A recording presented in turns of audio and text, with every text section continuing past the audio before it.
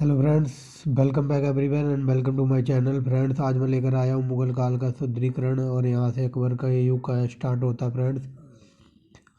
और एक बात और बता दूँ फ्रेंड, इससे पहले मैंने शेरशाह सूरी का इतिहास पढ़ाया है फ्रेंड्स। वो वीडियो मैंने 3 बार रिकॉर्ड की, पता नहीं टेक्निकल फॉल्ट की वजह से वो थोड़ी लो क्वालिटी में रिकॉर्ड हुई है और अपलोड करते टाइम भी वो थोड़ी लो क्वालिटी में रिकॉर्ड हुई है। आई होप फ्रेंड्स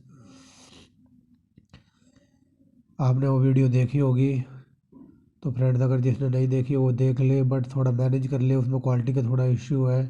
बट वो उसको वीडियो को मैंने शेरशाह सूरी के इतिहास को एकदम डिटेल में पढ़ाया है और आगे से मैं याद रखूँगा कि ऐसी कोई टेक्निकल प्रॉब्लम हो तो मैं ज़रूर उससे निपटा दूँ टाइम से पहले ही। ठीक है फ्रेंड्स, तो चलिए आज हम अकबर का युग पढ़ेंगे और ये चैप्टर काफ़ी लंबा है क्योंकि अकबर का शासन भी काफ़ी लंबा था, इसलिए इसको हम 2 पार्ट में निपटाने की कोशिश करेंगे। ठीक है फ्रेंड्स, और थोड़ा तीव्र गति से चलेंगे ताकि वीडियो ज़्यादा लंबी भी ना हो, क्योंकि लंबी हो जाती तो फिर आप लोग बोर हो जाते हो, फिर वीडियो देखते नहीं हो।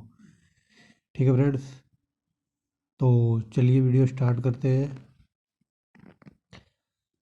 तो यहाँ से स्टार्ट करते हैं। हुमायूं जब बीकानेर से पीछे हटा तो अमरकोट के राणा ने उसे शरण दी। अमरकोट का कोई शासक होगा, उसका नाम राणा वगैरह होगा, तो उसने उसे शरण दी। ठीक है फ्रेंड्स, और उसकी सहायता भी की थी, क्योंकि हुमायूं के बारे में हम लास्ट वीडियो में पढ़ चुके हैं। ठीक है फ्रेंड्स, तो आगे चलते हैं। फिर यहाँ लिखा हुआ है अकबर। अकबर का जन्म भी 1542 में इसी अमरकोट में हुआ था। ठीक है, तो ये एग्जाम में कई बार यहाँ से क्वेश्चन बनता है, अकबर का जन्म कब हुआ था, तो 1542 में और अमरकोट में हुआ था। याद रखेंगे फ्रेंड्स, ये ग्रुप डी ग्रुप सी या एसएससी में क्वेश्चन बन जाता कि अकबर का जन्म 1542 में कहाँ हुआ था, अमरकोट में। ठीक है फ्रेंड्स, हुमायूं जब ईरान भागकर चला गया तब अकबर अपने चाचा के हाथों में पड़ गया। ठीक है, अकबर का चाचा था कामरान, ये मैं लास्ट वीडियो में पढ़ा चुका हूँ कामरान के बारे में। क्योंकि जब हुमायूं भाग कर चला गया था ना, भाग कर क्या चला गया था, जब शेरशाह सूरी ने इसे हरा दिया था और बोला था कि मैं एक दिन मुगलों को खदेड़ूंगा।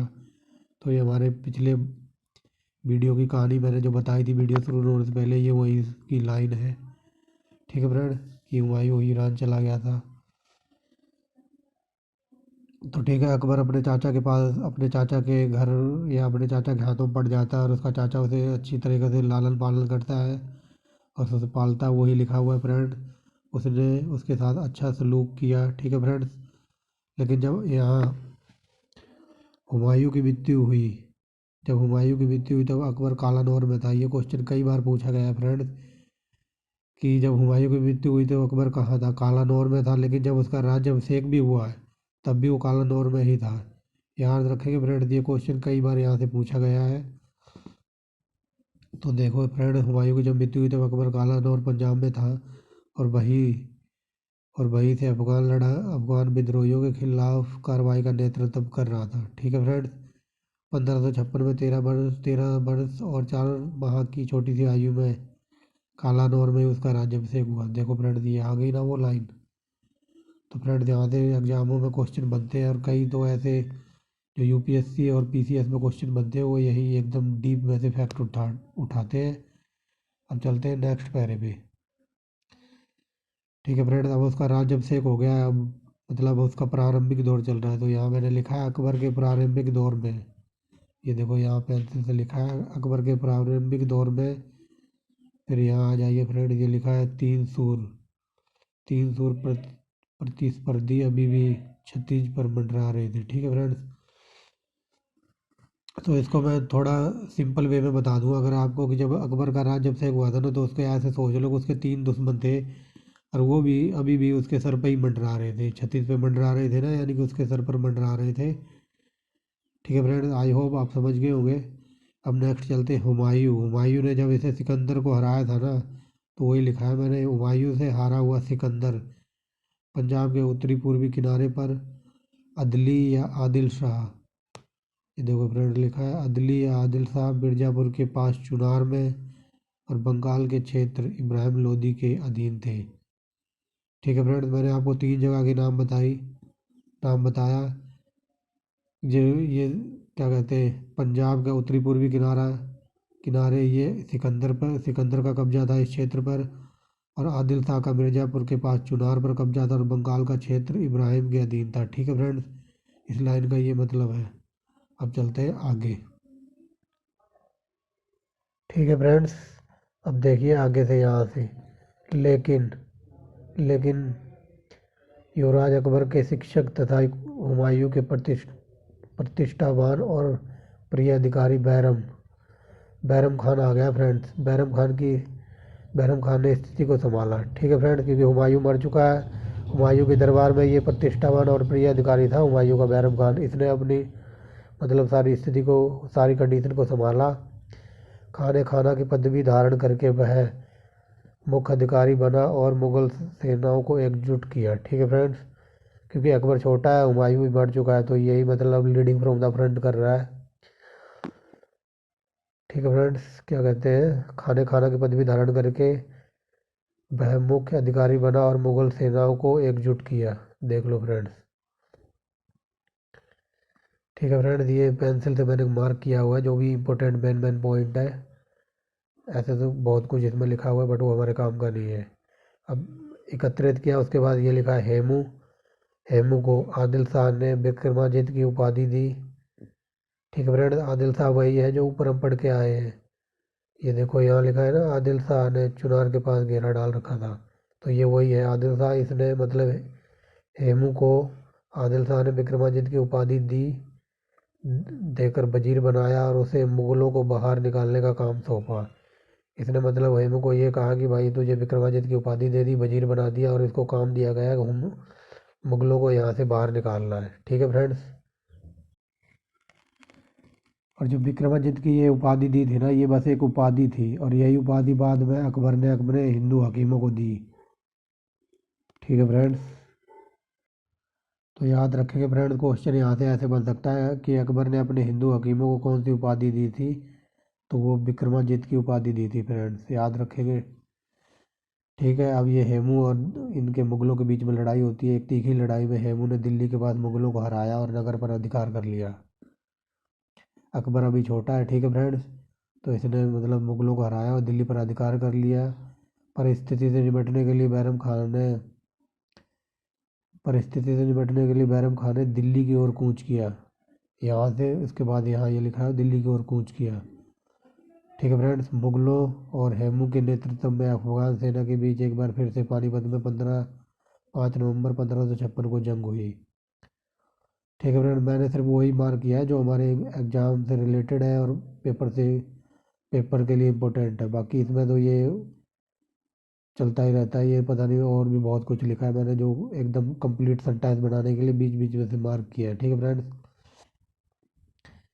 दिल्ली की ओर कूच किया और मुगल और हेमू के नेतृत्व में अफगान सेना के बीच एक बार फिर से पानीपत में ही 5 नवंबर 1556 में जंग हुई। ठीक है फ्रेंड्स, अब यहाँ देखिए ये लिखा है,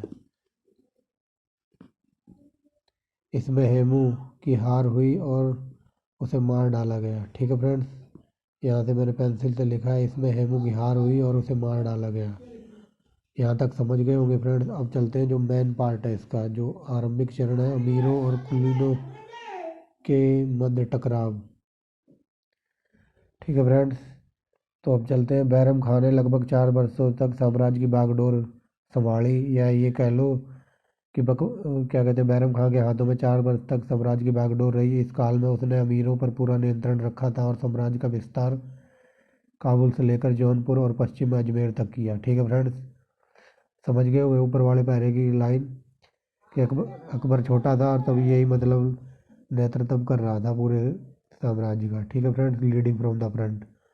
लेकिन अकबर ये सोच रहा था, अकबर छोटा था बट वो ये सोच रहा था कि कहीं यही राज ना हथिया ले और मैं मतलब मेरे हाथ में कुछ ना लगे, मेरे पल्ले कुछ ना लगे, और मैं भी ये मुझे भी गुलाम बना सकता। तो बस जब वो छोटा था ना, उसके मन में ही मतलब कन्फ्यूजन से शुरू होगी इसके खिलाफ, बैरम खान के खिलाफ। तो चलिए देखते हैं नेक्स्ट।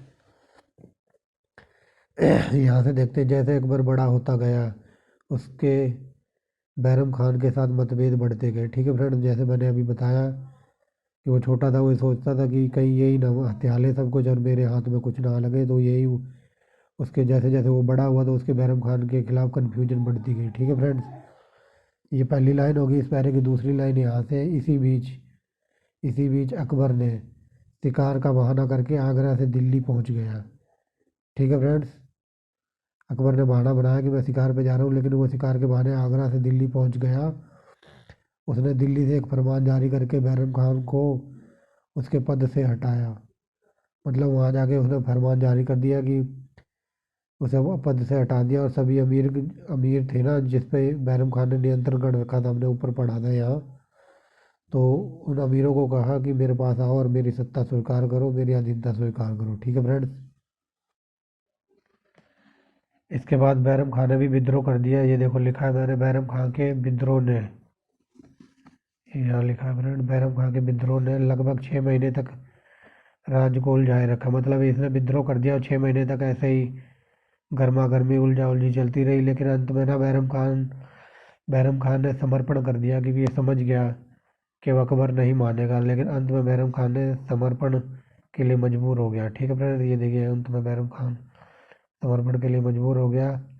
अकबर ने भी उसका हार्दिक स्वागत स्वागत किया और उससे कहा, चाहे तो तुम मेरे दरबार में या दरबार के बाहर कहीं भी सेवा कर सकते हो, मतलब कोई भी नौकरी कर सकते हो।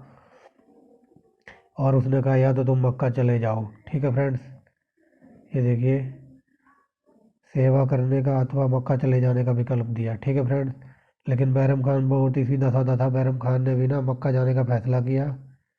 ये देखिए यहाँ से लिखा है, बैरम खान ने मक्का जाने का फैसला किया। ठीक है फ्रेंड्स, लेकिन जब ये मक्का जा रहा था ना, फैसला किया, लेकिन यहाँ लिखा है, लेकिन राह में अफगानिस्तान के पास एक पाटन के पास एक अफगान ने इसे मार डाला। ठीक है फ्रेंड, राह में अहमदाबाद के पास पाटन में एक अफगान ने इसे मार डाला। ठीक है, तो यहाँ तक की कहानी आपके समझ आ गई होगी। अरे यार सब्जी वाला, तो फ्रेंड्स बैरम खान मर गया। मरने के बाद ना अकबर, ये देखिए फ्रेंड्स यहाँ से, अकबर ने बैरम खान की युवा पत्नी से विवाह कर लिया। ठीक है फ्रेंड्स, अकबर ने बैरम खान की विधवा पत्नी से विवाह कर लिया। फिर यहाँ से अकबर ने बैरम खान के बच्चे को, मतलब बैरम खान का एक लड़का भी था, तो उसे भी अडॉप्ट कर लिया। मतलब बैरम खान के बच्चे को अपने बच्चे की तरह पाला। यही बच्चा आगे चलकर अब्दुल रहीम खाने खाना या खानों का खान के रूप में मशहूर हुआ, तथा उसने साम्राज्य में महत्वपूर्ण सैनिक और सैनिकों पद पर काम किया। ठीक है फ्रेंड्स, आई होप यहाँ तक की कहानी आप लोगों को समझ आ गई होगी। अब चलते हैं आगे। ठीक है फ्रेंड्स, उसका जो लड़का था ना, उसे अकबर ने मतलब अपने बच्चे की तरह पाला, जो मैंने ऊपर आपको पढ़ा दिया है। अब यहाँ से जो बैरम खान ने विद्रोह किया था ना, बैरम खान के विद्रोह के दौरान कई अमीर गुट थे, तो वो सक्रिय हो गए। ठीक है फ्रेंड्स, क्योंकि वो भी अकबर की वो नहीं चाहते थे अधीनता स्वीकार करना, क्योंकि जब तक ये बैरम खान नेतृत्व करता रहा तब तक इसने सबको कंट्रोल करके रखा इन अमीर गुटों को। जैसे ही इसने विद्रोह कर दिया, अकबर ने कहा कि तुम अब हट जाओ और मुझे सत्ता संभालने दो, और फिर बैरम खान ने विद्रोह कर दिया। बैरम खान मर चुका है, लेकिन जो बैरम खान ने विद्रोह किया था ना, उससे कई अमीर गुट सक्रिय हो गए। और उसमें सबसे पहले नाम आता है, उसमें अकबर की जो दाई थी ना, महम अंगा, बहुत ही इंपॉर्टेंट नाम है फ्रेंड्स, इसे याद रखना, महम अंगा। और और जो अकबर का दूसरा बेटा था ना, अकबर का बेटा उदम खान था। ठीक है फ्रेंड्स, जो अमीर सक्रिय हुए थे ना, उसमें अकबर की जो दाई थी और महम अंगा और उसका बेटा आदम खान था। ठीक है फ्रेंड्स, सेंटेंस कंप्लीट करने के लिए मैंने यहाँ से ऐसे पूरा किया है, महम अंगा और उसका बेटा आदम खान था। ठीक है फ्रेंड्स, यहाँ तक समझ गए होंगे आप। अब चलते हैं नीचे। अमीरों में उजबेक एक शक्तिशाली समूह थे, जो पूर्वी उत्तर प्रदेश, बिहार और मालवा में वे महत्वपूर्ण पदों पर आसीन थे। हालांकि उन्होंने इन क्षेत्रों में शक्तिशाली अफगान समूह को झुकाकर साम्राज्य की अच्छी सेवा की थी। ठीक है फ्रेंड्स, 1561 से और 1567 में कई विद्रोह हुए। ठीक है फ्रेंड्स, 1561 में और 1567 में कई विद्रोह हुए। 1565 में जब उन्होंने फिर विद्रोह कर दिया, मतलब इन अमीरों की बात हो रही है। 1565 में इन्होंने फिर विद्रोह किया कर दिया। इस बार अकबर ने प्रतिज्ञा ली कि जब तक उन्हें पूरी तरह मिटा नहीं देगा तब तक वह जौनपुर को ही अपनी राजधानी बनाए रखेगा। ठीक है फ्रेंड्स, क्योंकि ये जो जो क्या कहते हैं तुर्क अमीर थे ना, ये कई बार विद्रोह कर रहे थे, लेकिन 1565 में उन्होंने विद्रोह किया ना, तो अकबर ने भी मतलब ठान लिया कि ये जब तक अब इन्हें पूरी तरह मिटा नहीं देगा ना, तब तक वो जौनपुर को ही राजधानी बनाकर रखेगा और यहीं रहेगा। इसी बीच मिर्जाओं ने भी विद्रोह कर दिया। ठीक है फ्रेंड्स, इसी बीच मिर्जा क्या कहते हैं मिर्जाओं ने भी विद्रोह कर दिया। इन विद्रोह से हिम्मत पाकर इन विद्रोह से हिम्मत पाकर अकबर के सौतेले भाई मिर्जा हकीम ने काबुल पर अधिकार कर लिया और पंजाब में घुस आया और लाहौर पर घेरा डाल लिया। ठीक है फ्रेंड, अकबर इधर उलझा हुआ है, इधर मिर्जाओं ने भी विद्रोह कर दिया, तो इधर अकबर का जो सौतेला भाई था वो आ गया, काबुल पर अधिकार कर लिया, पंजाब में घेरा डाल लिया और लाहौर पे घेरा डाल लिया, पंजाब में घुस आया। ठीक है फ्रेंड्स, अब चलते हैं आगे। तो चलिए फ्रेंड, यहाँ लिखा है अकबर जौनपुर में था। अकबर ने जौनपुर से लाहौर की ओर कूच किया, मतलब लाहौर जाने की सोची, और मिर्जा हाकिम को पीछे हटने पर मजबूर कर दिया। ठीक है फ्रेंड्स, जो ये मिर्जा ऊपर क्या कह रहे हैं विद्रोह कर रहे थे ना, ये अब उधर ही चल पड़ा है। उसने मतलब अकबर ने जौनपुर से लाहौर की ओर कूच की और मिर्जा हाकिम को पीछे हटने पर मजबूर कर दिया। इसी बीच मिर्जाओं की बगावत कुचल दी गई। ठीक है फ्रेंड, इसी बीच मिर्जाओं की बगावत कुचल दी गई और वे भागकर मालवा और गुजरात चले गए। ठीक है फ्रेंड्स, इस पैरे का मतलब समझ आया होगा कि अकबर जौनपुर में था, वहाँ से वो लाहौर की ओर चला और इन्होंने मिर्जाओं को पीछे हटने पर मजबूर कर दिया और वे मिर्जाओं की बगावत को कुचल दिया और वे भागकर मालवा और गुजरात चले गए। अकबर लाहौर से वापस जौनपुर की ओर चला। ठीक है फ्रेंड्स, अब ये दोबारा जौनपुर की ओर आ रहा है। तो 1567 में उन उज्बेक सरदारों के नेतृत्व वाली विद्रोहियों को भौचक्का कर दिया। अब ये मतलब लाहौर से दोबारा जौनपुर आ रहा है, तो जो जो उज्बेक अमीर थे ना, जो सरदार थे, उनके विद्रोहियों को इसने भौचक्का कर दिया और उन्हें पूरी तरह से नष्ट कर दिया अकबर ने। तो आई होप फ्रेंड्स, यहाँ तक आपके समझ आई होगी कहानी। फ्रेंड्स, ये इतिहास है, अगर इसको आप स्टोरी बना के याद करोगे तो ही आपको लंबे समय तक याद रहेगा। इसके बाद चलते हैं यहाँ अकबर का ये शुरू होता है यहाँ से मालवा।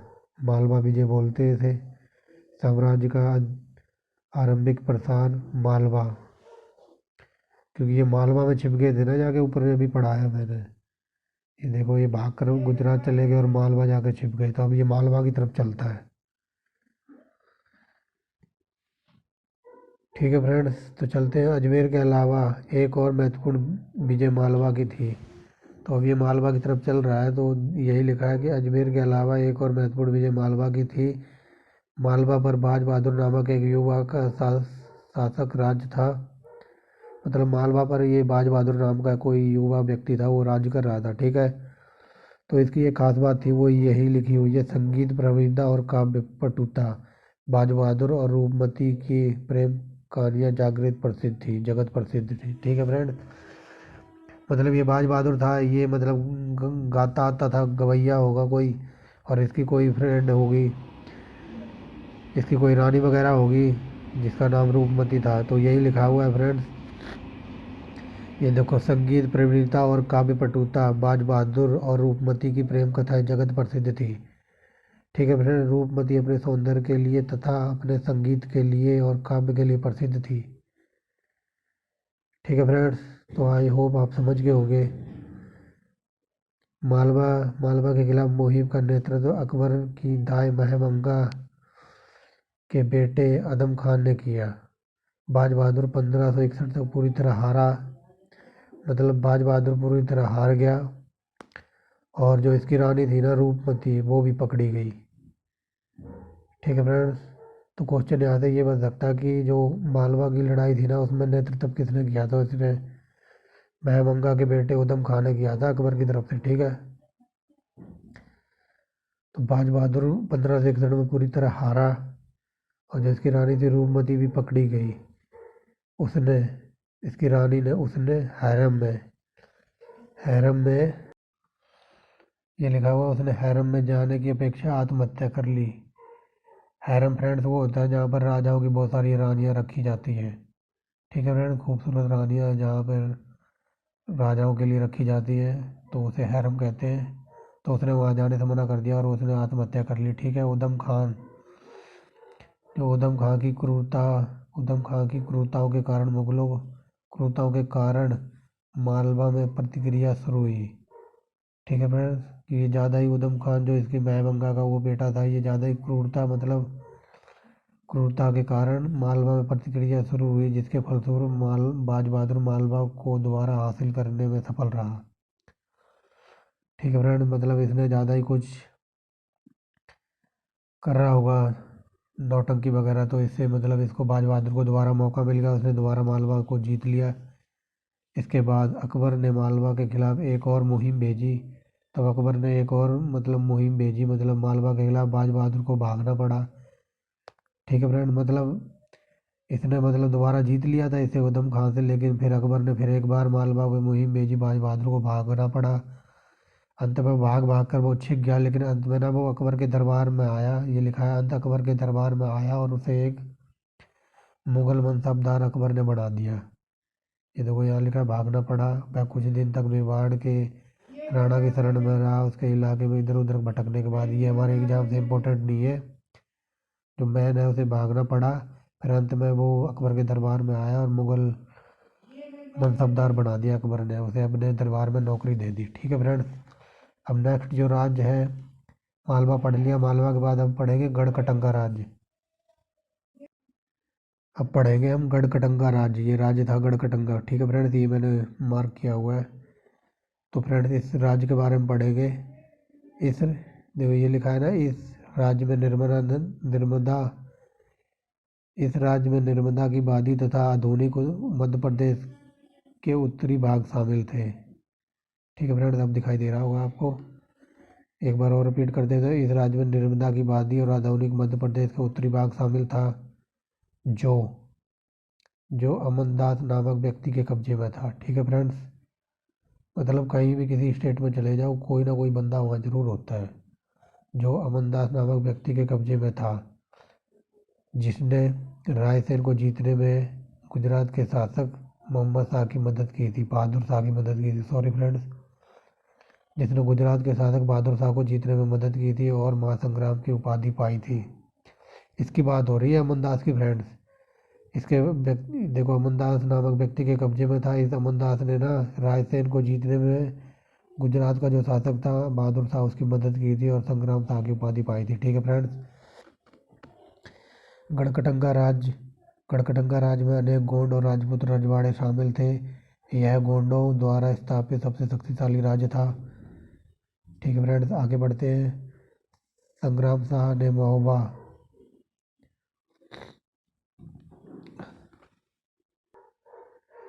ठीक है फ्रेंड्स, जो ये संग्राम शाह था ना, जो ऊपर पढ़ा है, संग्राम शाह की उपाधि पाई थी उसने अमनदास ने, वही है ये संग्राम शाह ने महोबा क्या कहते थे, संग्राम शाह ने महोबा के चंदेल राजा की एक बेटी संग्राम शाह ने महोबा के मशहूर चंदेल राजा की बेटी से अपने एक छोटे बेटे का विवाह किया और उसकी स्थिति को और मजबूत कर दिया। इसने संग्राम साहब ने महोबा के जो राजा था उससे की बेटी से अपने बेटे की शादी कर दी और उसकी कंडीशन को और मजबूत बना दिया। ठीक है फ्रेंड्स, बट ये कुछ ही दिन बाद विधवा हो जाती है, उनकी स्थिति को मजबूत बना दिया। इसकी बेटी का नाम दुर्गावती था। दुर्गावती जल्द ही विधवा हो गई और उसने अपने नाबालिग बेटे को गद्दी पर बिठाया और दृढ़ निश्चय से साहस के साथ राज्य करती रही। ठीक है फ्रेंड्स, तो इसका आराम था का जो बेटा था वो मर गया होगा, तो ये फिर विधवा हो गई, तो उसने अपने एक बेटा था उसके नाबालिग बेटे को गद्दी पर बिठाया और दृढ़ निश्चय के और साहस के साथ शासन करती रही। ठीक है फ्रेंड्स, अब देखते हैं आगे। तो इसी की बात हो रही है दुर्गावती की, जो ये विधवा हो गई है।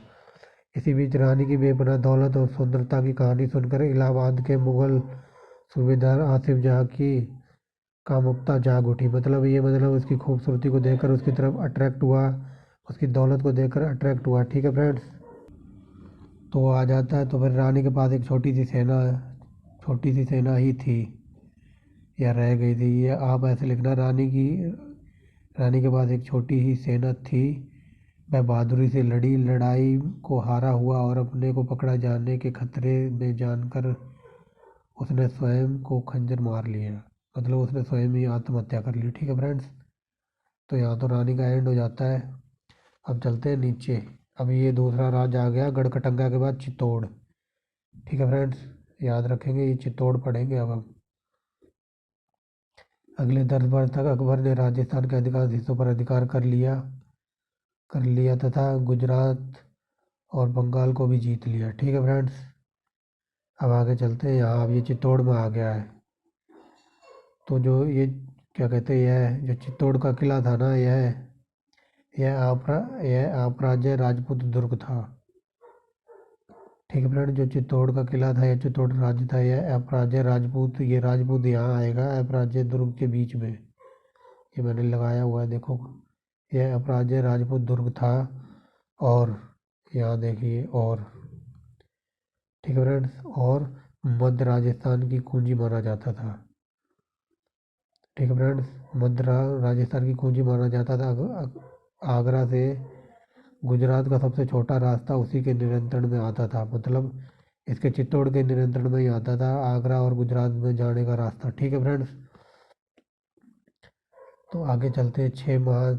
6 माह की एक सख्त घेराबंदी के बाद 1568 में चित्तौड़ का पतन हुआ। अपने सरदारों की सलाह पर राणा उदय सिंह सुप्रसिद्ध योद्धा जयमल और पट्टा को किले का भार सौंपकर पहाड़ियों में जा चुका था। ठीक है फ्रेंड्स, 6 माह तक उसने घेराबंदी की। सख्त घेराबंदी के बाद 1568 में चित्तौड़ का पतन हो गया।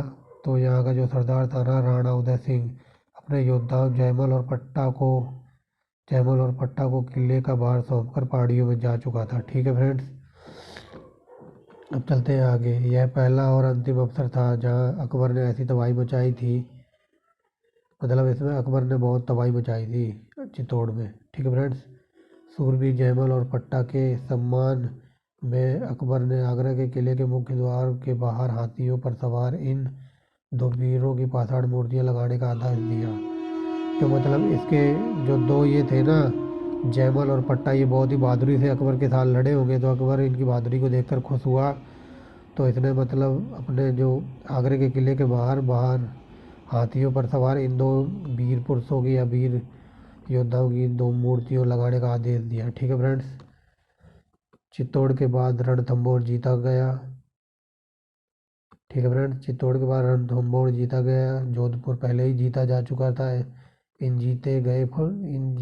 जीतों के फलस्वरूप अनेक राजपूतों राजाओं ने अकबर की अधीनता मान ली। मतलब जहाँ जहाँ भी ये जीतता गया तो वहाँ के राजाओं ने अकबर की गुलामी स्वीकार कर ली, अधीनता मान ली। ठीक है फ्रेंड्स, जिसमें बीकानेर और जैसलमेर के राजा भी शामिल थे। अब केवल मेवाड़ के साथ युद्ध जारी रहा। ठीक है फ्रेंड्स, तो बाज बहादुर की मृत्यु के बाद गुजरात की स्थिति काफ़ी दयनीय हो गई। ठीक है, तो आगे देखते हैं।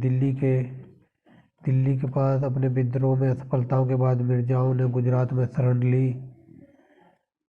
ठीक है फ्रेंड्स, दिल्ली के पास विद्रोह में असफलता मिली और इनको जो मिर्जा थे ये भी गुजरात में शरण ले चुके थे। इसी कारण 1572 में अजमेर के रास्ते अहमदाबाद की ओर अकबर चल पड़ा। ठीक है फ्रेंड्स, ये लिखा है, इसी कारण 1572 में अकबर अजमेर के रास्ते अहमदाबाद की ओर बढ़ा। अहमदाबाद के जो भी शासक था उसने बिना लड़े ही समर्पण कर दिया अकबर को। ठीक है फ्रेंड्स, और ये देखिए, ये यूपीएससी का पूछा हुआ क्वेश्चन है फ्रेंड, जो मैं बताऊंगा। खंबात में अकबर ने पहली बार समुद्र को देखा। ये यूपीएससी का पूछा हुआ क्वेश्चन है कि अकबर ने पहली बार समुद्र को कहाँ देखा था, तो वो खंबात में देखा था।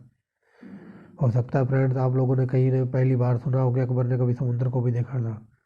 तो यूपीएससी का पूछा हुआ क्वेश्चन है कि अकबर ने पहली बार समुद्र कहाँ देखा था, तो खंबात में देखा था। ठीक है फ्रेंड्स, पुर्तगाली सौदागरों का भी एक दल भी आकर पहली बार उससे मिला। तो अकबर से मतलब पुर्तगालियों का पहली बार एक दल आकर यही मिला था खंबात में। तो याद रखना फ्रेंड्स। अब चलते हैं आगे। अकबर की सेना सूरत को जब घेरे हुए थी तब स्वयं उसने 200 लोगों के एक दल के साथ ही माही नदी पार करके मिर्जाओं पर हमला बोल दिया। इस दल में मानसिंह और आमेर के भगवान दास शामिल थे। ठीक है फ्रेंड्स। तो आगे चलते, इस तरह गुजरात पर मुगल का अधिकार हो गया। तो मतलब गुजरात भी इसके अंडर आ गया। अब चलते हैं नीचे। अब रह गए इधर बंगाल और बिहार। इसके बाद अकबर ने बंगाल की ओर रुख किया। बंगाल और बिहार अभी भी अफगानों के ही मतलब नेतृत्व में थे। अफगान थे बंगाल और बिहार में।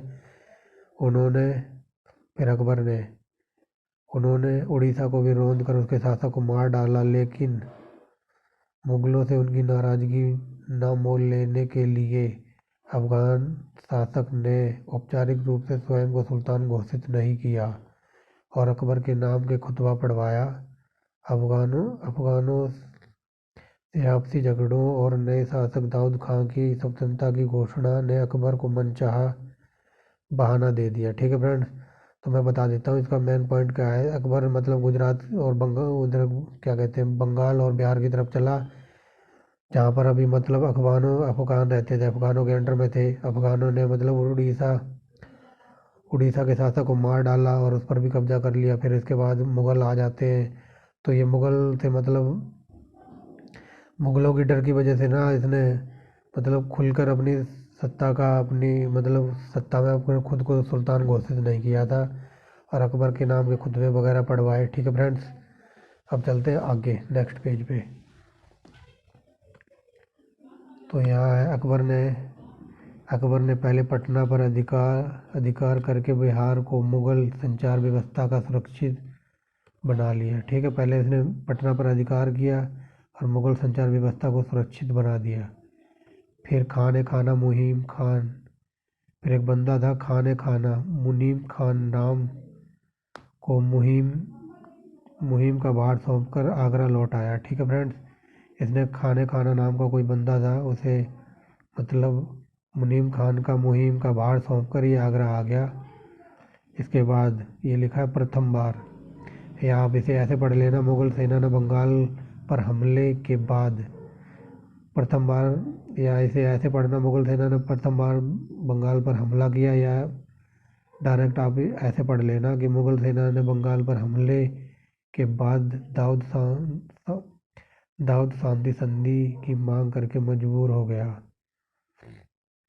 ठीक है फ्रेंड्स। तो अब मैं शॉर्ट में बता देता हूँ। मुगल सेना ने पहली बार बंगाल पे हमले किए और हमले का जो वहाँ शासक था ना दाऊद खान, तो ये मतलब संधि करना चाहता था, ये कॉम्प्रोमाइज़ समझौता करने के लिए मजबूर हो गया था। ठीक है फ्रेंड्स। फिर चलते हैं आगे। 1576 में एक कड़ी जंग के बाद दाऊद खान हारा और मौके पर ही उसे मार डाला गया। तो मतलब अब बंगाल भी इनके अंडर आ गया। ठीक है फ्रेंड्स, दाऊद खान मर गया। अब यहाँ से अकबर के युद्धों की वो समाप्त हो जाती है। अब यहाँ से ये बताया गया कि अकबर ने कैसे क्या प्रशासन किया था, क्या क्या मतलब एम्प्लॉय क्या क्या अप्लाई किया था अपने राज्य में, उसकी शासन व्यवस्था कैसी थी। तो फ्रेंड्स चलिए, मैंने लिखा हुआ है यहाँ पर, पहला पॉइंट ये है, यहाँ से मैं लिख देता हूँ यहाँ पर। ठीक है फ्रेंड्स, मैंने मेंशन कर दिया है। देखो, अकबर ने पहला पॉइंट यहाँ से नोट करेंगे, ये यहाँ मैंने दूसरा पॉइंट डाला है। ठीक है, क्योंकि सीक्वेंस में पढ़ाना है। इस किताब में थोड़ा ऊपर नीचे करके दिया हुआ है। ठीक है फ्रेंड्स। तो अकबर ने ना, अब देखेंगे अकबर ने क्या क्या किया था इंडिया में, क्योंकि कोई भी मतलब शासक वगैरह था वो तो कुछ ना कुछ करता था। जैसे शेरशाह सूरी ने किया था, बाबर ने किया था। अब अकबर का पढ़ रहे हैं। अकबर ने शेरशाह सूरी वाली व्यवस्था अपनाया। ठीक है फ्रेंड्स। अकबर ने शेरशाह सूरी वाली व्यवस्था को अपनाया, बट जो इसकी व्यवस्था थी ना, उसमें कुछ कमियां थी, ये मैंने इधर लिखा हुआ है। लेकिन इसमें कुछ कमियां थी या कुछ लिमिटेशंस थी। जैसे जो शेरशाह सूरी की व्यवस्था थी ना, वो बढ़िया थी, लेकिन अकबर ने भी उसी की कॉपी की। बट इसकी जो अकबर ने जो शेरशाह सूरी वाली व्यवस्था चलाई थी ना, इसमें कुछ कमियां थी, वो मैंने इधर लिख दिया है। लेकिन इसमें कुछ खामियां थी या कमियां थी, जैसे कि अब देखेंगे क्या क्या कमियां थी। ठीक है फ्रेंड्स। केंद्रीय मूल सूची का निर्धारण में समय लगता था। मतलब जब ये इम्प्लीमेंट किया गया था ना, तो इसको बनाने में और जो केंद्र की जो केंद्र में लागू करने के लिए काफ़ी समय लगता था। तो जैसे मैं इसको आप अभी बता दूं करंट में, जैसे मान लो सेंट्रल गवर्नमेंट ने कोई स्कीम लॉन्च की, तो लॉन्च करने में उसे काफ़ी टाइम लगता था, और ये सेंटर में इसका अलग रेट था और गाँव में देहातों में अलग रेट था। तो वही है, केंद्र मूल सूची में समय लगता था। ठीक है फ्रेंड्स, यहाँ लिखा हुआ है। ठीक है, इसके आगे चलते हैं। क्योंकि निर्धारित मूल्य सामान्यतः राजधानी में प्रचलित मूल्य होते थे और देहातों के मूल्यों से अधिक होते थे। तो मैं ये फ्रेंड्स ऊपर बता दिया कि ये सेंटर में अलग होते थे और देहातों गांव में अलग अधिक मूल्य होते थे। ठीक है फ्रेंड्स, इसीलिए किसानों को अपनी उपज का अधिक बड़ा भाग देना पड़ता था। ठीक है, समझ गए होगे फ्रेंड्स। अकबर ने वार्षिक आकलन की व्यवस्था बनाई। अकबर ने वार्षिक आकलन की व्यवस्था बनाई, जो इसमें जो ये एक तहसील में बैठते हैं ना कानून को लोगों, और उनको ऑर्डर दिया। कानून लोगों को कहा कि वास्तविक उपज, काश्त की हालत, स्थानीय मूल्यों आदि की सूचना देने का आदेश दिया। कि मतलब जो भी कृषि वगैरह थी ना, जो कृषि की खेती की ये वास्तविक उपज, काश्त की लागत, स्थानीय मूल्यों के आदि की इसने आदेश दिया कि ये सब तुम करोगे। ठीक है फ्रेंड्स, अब इनका काम था ये पहला पॉइंट हो गया। अब दूसरा पॉइंट देखते हैं, ये कानून को क्या करते थे। तो यहाँ लिखा हुआ है दूसरे पॉइंट में, जिसमें कृषि क्षेत्र की ये कानून को पैमाइश करते थे, जिसमें कृषि क्षेत्र की पैमाइश की जाती थी। फसल दर फसल दर का रेट तय किया जाता था। ठीक है फ्रेंड्स, तो अकबर ने इनको कानून को यहाँ लिखा हुआ है, कानून को लोगों को मतलब काम दिया था और वो इस तरीके से काम करते थे। यहाँ इसका दूसरा पार्ट लिखा हुआ है, जिसमें वे काम करते थे कानून को लोग, जिसमें कृषि क्षेत्र की पैमाइश की जाती थी और फसल रेट तय की जाती थी। आई होप फ्रेंड्स आप समझ गए होंगे दोनों पॉइंट।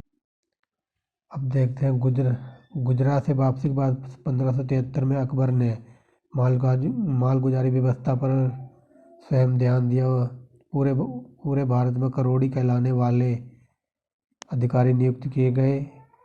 वे 1 करोड़ दाम 2.5 लाख रुपए की वसूली के लिए जिम्मेदार थे, और वे कानून को लोगों के आकलन के तथ्यों की जांच भी करते थे। ठीक है फ्रेंड्स, तो अकबर जैसे गुजरात से आया ना, उसने मालगुजारी व्यवस्था पर ध्यान दिया और पूरे भारत में मतलब अधिकारियों की नियुक्ति की गई। वे 1 करोड़ दाम यानी 2.5 लाख रुपए तक की वसूली करने के लिए जिम्मेदार बनाए गए। और वे जो कानून को लोगों, जो हम पीछे पढ़ के आए हैं, जो कानून को लोगों काम करते थे ना, उनके जो काम की जांच भी करते थे वो। ठीक है, वही लिखा हुआ कानून लोगों के आंकड़ों की जांच करते थे और वास्तविक उपज, स्थानीय मूल्यों, उत्पादकता आदि के बारे में उनकी सूचनाओं के आधार पर अकबर ने दहसाला नामक एक नई पद्धति का गठन किया।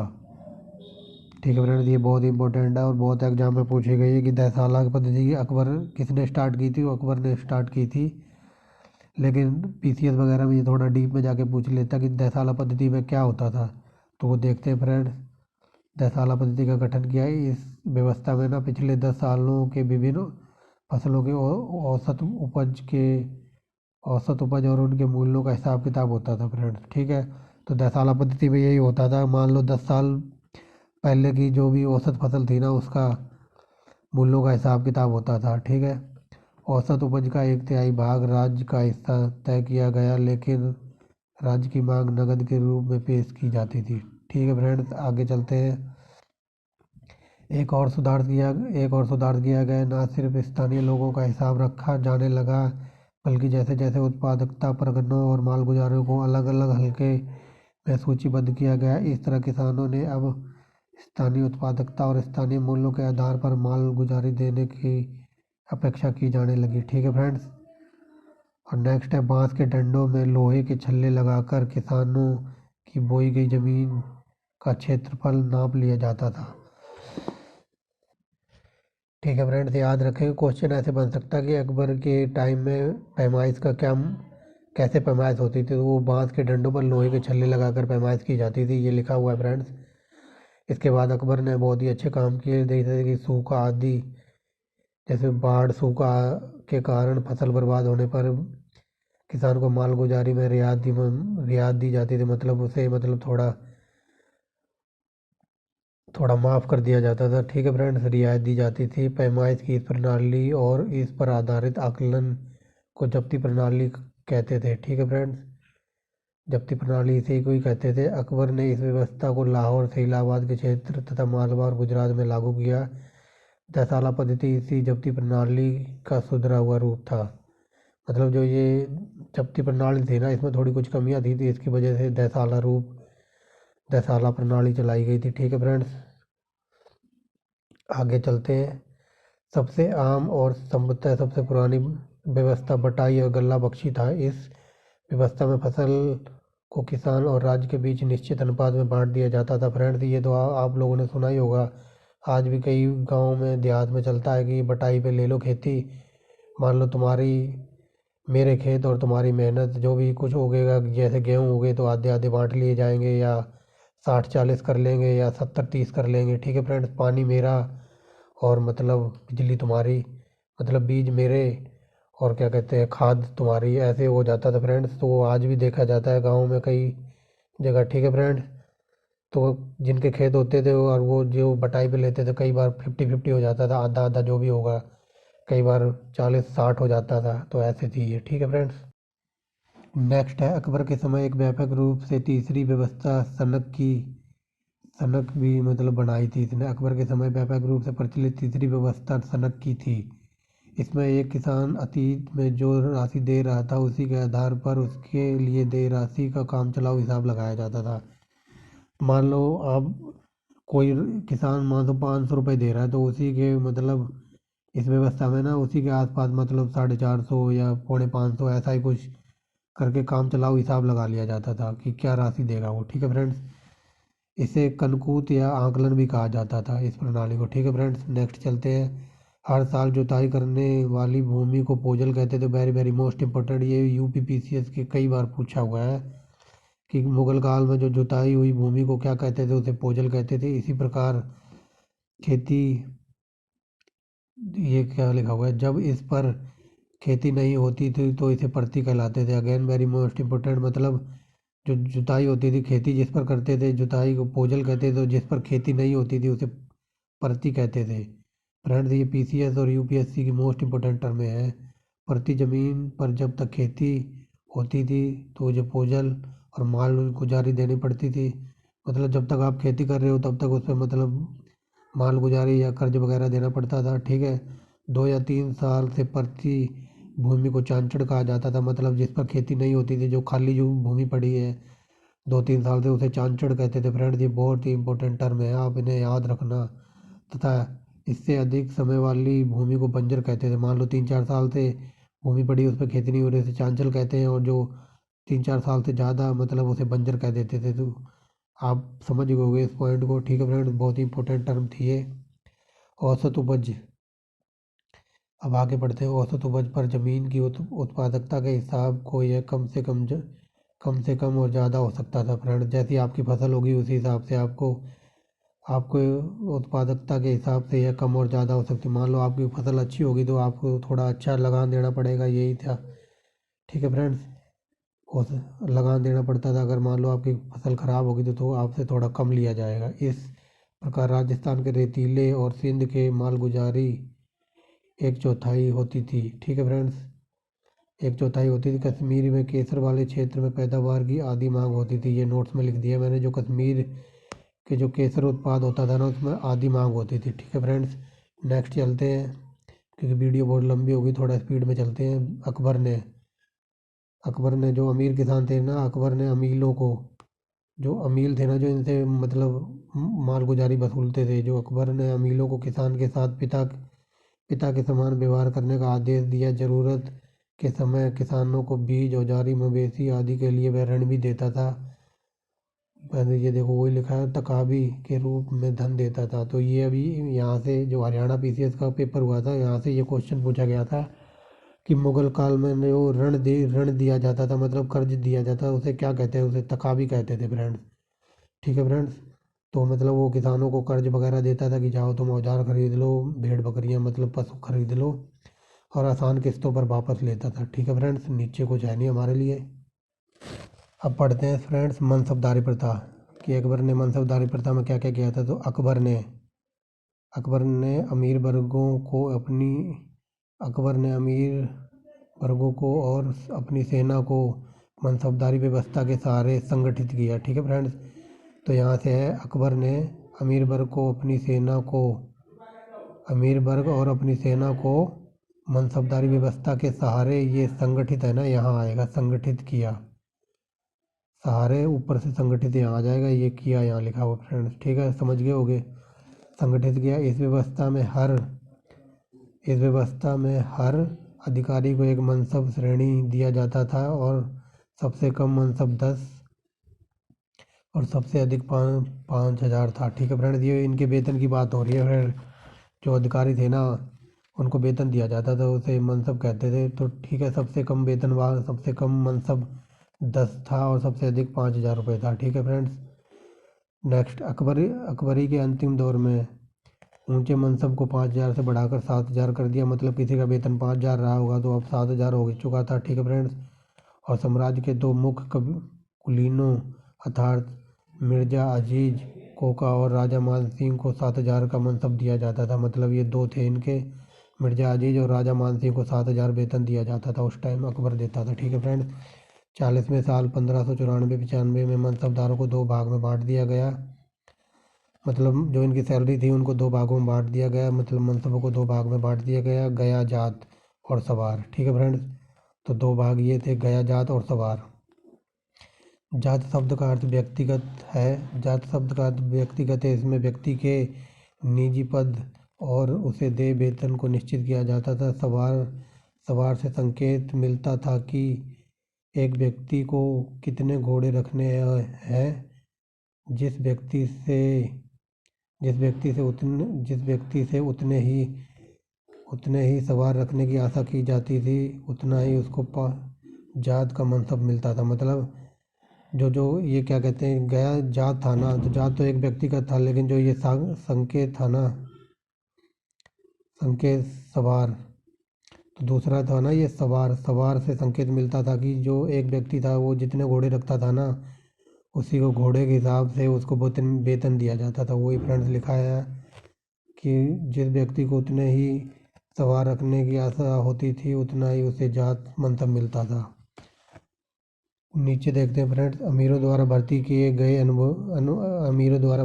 गए सवार अनुभवी, मतलब घोड़सवार होता था ना, वो एक्सपीरियंस होना चाहिए और उनके पास अच्छी किस्म के उम्दा घोड़े होने चाहिए। इसके लिए सैनिकों का एक, ये यहाँ पे है फ्रेंड्स, सैनिकों का एक विवरण यानी कि चेहरा रखा गया। ठीक है फ्रेंड्स, अब नीचे देखते हैं फ्रेंड्स, इस बात का प्रबंध किया गया कि कुलीनों के दस्ते मिश्रित अर्थात मुगल, पठान, हिंदुस्तानी और राजपूत सभी समूह में भर्ती किए जाएं। मतलब इन जो ये भर्ती करते थे ना घुड़सवार, तो वो सभी कुलीनों के होने चाहिए, जैसे हिंदुस्तानी राजपूत समूहों की भर्ती किए जाएं। इस तरह अकबर ने कबीलेवाद और संकीर्णता की शक्ति को कमज़ोर करने का प्रयास किया। मतलब उसने कोई सबको भर्ती किया, हिंदुस्तानी हो चाहे पठान हो चाहे राजपूत हो, सबको भर्ती किया था उसने। ठीक है फ्रेंड्स, आगे चलते हैं। दस्तों में सवारों के अलावा तीरंदाजी, खंदक खोदने वाले, सुरंग बिछाने वाले को भी भर्ती किया जाता था। मतलब सवारों के अलावा मतलब तीरंदाज जो धनुष बाण चलाते हैं, वो खंदक या खोदने वाले, सुरंग बिछाने वालों को भी भर्ती किया गया। बंदूकची पैदल सेना में महत्वपूर्ण अंग थे, जो बंदूक लेकर चलते थे पैदल, वो भी महत्वपूर्ण अंग थे। और जब बंदूकों का महत्व बढ़ा तो बंदूकचियों का अनुपात भी बढ़ा। ठीक है फ्रेंड्स, मतलब जब बंदूकों का दौर आया तो और बंदूकची भर्ती किए गए। वेतन अलग अलग थे, पर एक सवार का औसतन वेतन मतलब 20 रुपये था।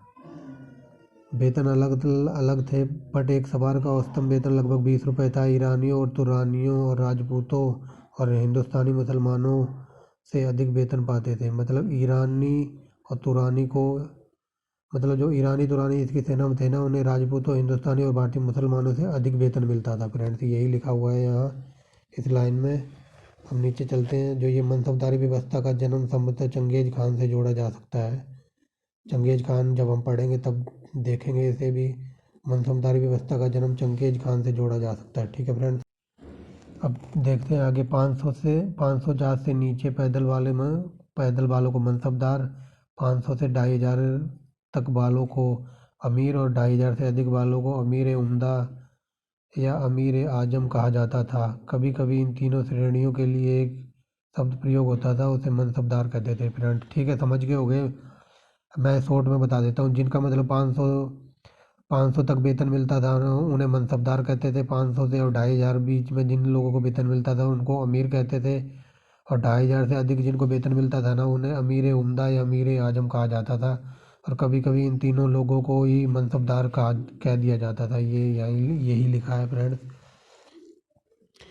आप चलते हैं आगे। मनसबदार को अपने वेतन, जो इनको वेतन दिया जाता था उनके बारे में बताया गया। मनसबदार को अपने वेतन में से कुछ निजी खर्च करने के अलावा निर्धारित संख्या में घोड़े, हाथी, बोझ ढोने वाले पशु, ऊँट, खच्चर आदि आदि और गाड़ियाँ रखनी पड़ती थी। ठीक है फ्रेंड, अपने मतलब वेतन में से इनको अपने निजी खर्च के अलावा घोड़े, निर्धारित संख्या में घोड़े, हाथी, ऊँट, खच्चर मतलब बोझ ढोने वाले और गाड़ियाँ रखनी पड़ती थी। ठीक है फ्रेंड्स, तो अब नेक्स्ट इधर चलते हैं। अब यहाँ बताया गया कि एक मजबूत नौसेना की कमी मुगल साम्राज्य के बेबुनियादी कमज़ोर बनी रही। मतलब ये ये बताया गया है यहाँ पे कि अगर मुगल सेना में ना नेवी होती, जैसे नौसेना नेवी कहते हैं, कि मुगल सेना में नेवी की कमी हमेशा देखी गई थी। वही लिखा हुआ है कि एक मजबूत नौसेना की कमी मुगल साम्राज्य की एक बुनियादी कमी बनी रही। लेकिन ठीक है फ्रेंड, अब अकबर के बारे में बताया गया है। अकबर, ये बताया गया कि अकबर अगर थोड़े समय तक और रहता तो शायद वो इस पे ध्यान नहीं देता, बट हमारे लिए यहाँ से इम्पोर्टेंट है। अकबर ने उसने जंगी नामों का एक कार्यकुशल बेड़ा अवश्य बनाया, जिसका उसने पूर्वी अभियानों में उपयोग किया था। ठीक है फ्रेंड्स, अकबर के बारे में बताया गया है यहाँ कि अकबर ने ना एक जंगी बेड़ा बनाया था, नाव का एक बेड़ा बनाया था, जिसने उसने पूर्वी जो अभियान किए थे ना, उस पर उसने प्रयोग किया था। ठीक है फ्रेंड्स, उसने नाव टाइप बनाई होगी। वही यहाँ बताया गया कि उसने जंगी नाव का एक कार्यकुशल बेड़ा अवश्य बनाया, जिसका उसने पूर्वी अभियानों में उपयोग किया था। फ्रेंड्स ये थी आज की वीडियो। इसके बाद हम देखेंगे शासन का गठन, कि अकबर ने क्या क्या और गठन करवाए थे अपने शासन के दौरान। तो वीडियो काफ़ी लंबी होगी फ्रेंड्स, कोई बात नहीं, आप देख लेना। Thanks for watching the video friend. बहुत मेहनत लगती है वीडियो बनाने में। अगर वीडियो अच्छी लगी हो तो लाइक एंड शेयर करना, चैनल को सब्सक्राइब करना। Okay friend, thanks for watching the video and bye bye.